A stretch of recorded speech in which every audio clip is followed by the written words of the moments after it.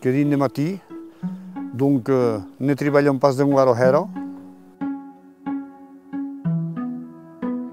Així que són les ruixes en site d'anyós en so d'estivador. A vegades les ruixes que es descomposen d'elements que vau citar, que així és planxer, així que és cos de la ruixa, així que la hausa, i és teit. E de gens que les vam espiar, que vam veure que era, donc, e la populació que ha tirat el teit, a so que és neurissur.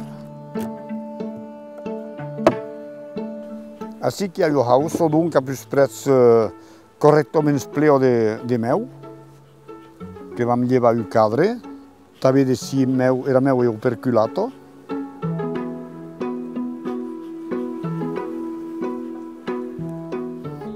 Així que a plus près perculat, era meu més que hi ha dins de covent, donc, com n'hi qui pas grillos a reno, entre cos de la ruixa i la hausa, e bé, la reno che è una proprietà, tenta viene haueus així, donc que ho veu vera populació. Ho vera populació e si amelados interessendos, que haurà hor de monde, enta aveu broio producció.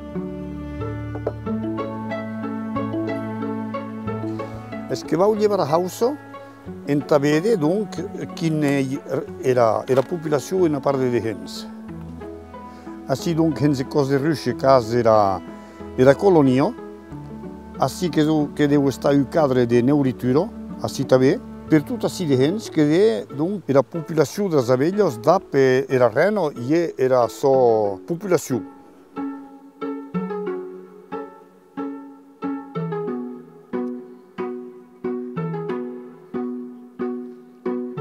Això que caucaré que hi ha excepcionalment, d'habitude no vull passar. Primo que hi ha tot un risc d'abismar la reno i de deranjar la populació.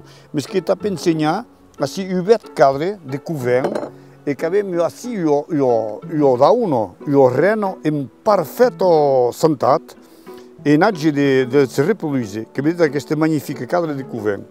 Que avets en nit les joves abelles que han avat dels cerus, que neteien la ruixa, que preparen la ciro, delicatament, torna a ficar tot en plaça, en s'excusant de deranjament, que veig les guardianos així, no són pas trop en malícia, que són tranquil·los, que vedem pa mau d'abelles que comencen a treballar, que han els patos carcatos de pol·len, daudos que sembla que n'han pas res, però sí que porten en l'uguisè, que porten el nèctar, so que serà, un cop que si ho treballat per les abelles de gens de la ruixa, que serà, era meu. E daudos que van portar aigua, però aigua també que és indispensable, per l'habito de tot el que és les larvos i les abelles.